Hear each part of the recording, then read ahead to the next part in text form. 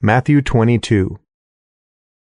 Jesus answered and spoke again in parables to them, saying, The kingdom of heaven is like a certain king, who made a marriage feast for his son, and sent out his servants to call those who were invited to the marriage feast, but they would not come. Again he sent out other servants, saying, Tell those who are invited, Behold, I have prepared my dinner. My cattle and my fatlings are killed, and all things are ready. Come to the marriage feast. But they made light of it, and went their ways, one to his own farm, another to his merchandise. And the rest grabbed his servants, and treated them shamefully, and killed them. When the king heard that, he was angry and sent his armies, destroyed those murderers, and burned their city. Then he said to his servants, The wedding is ready, but those who were invited weren't worthy.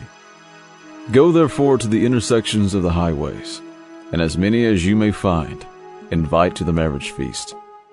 Those servants went out into the highways and gathered together as many as they found, both bad and good. The wedding was filled with guests. But when the king came in to see the guest, he saw there a man who didn't have on wedding clothing. And he said to him, Friend, how did you come in here not wearing wedding clothing? He was speechless. Then the king said to the servants, Bind him hand and foot, take him away and throw him into the outer darkness. There is where the weeping and grinding of teeth will be.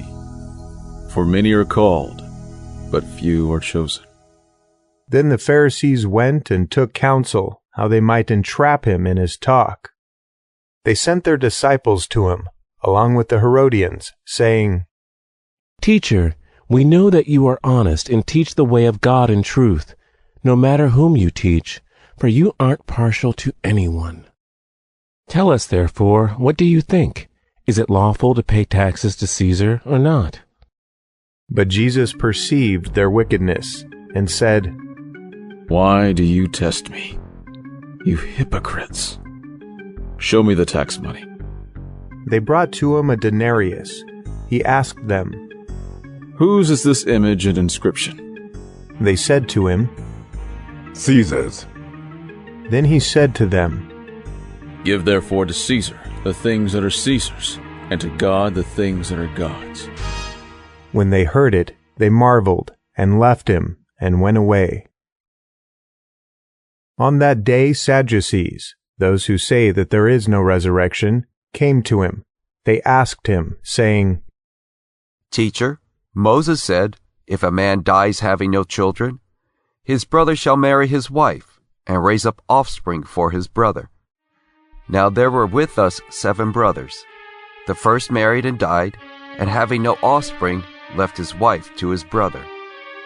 In the same way, the second also, and the third to the 7th. After them all, the woman died. In the resurrection, therefore, whose wife will she be of the 7?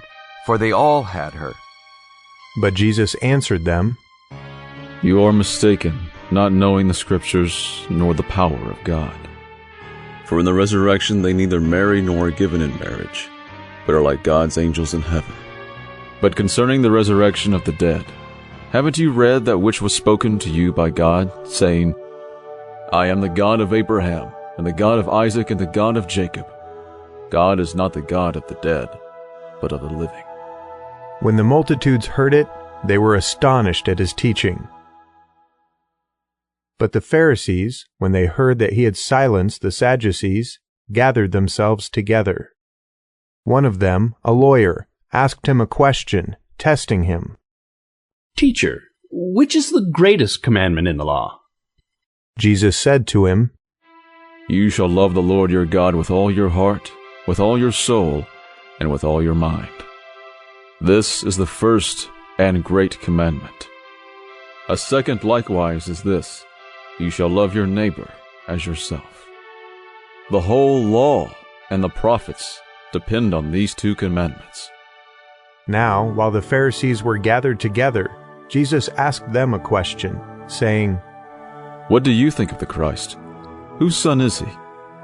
They said to him, Of David.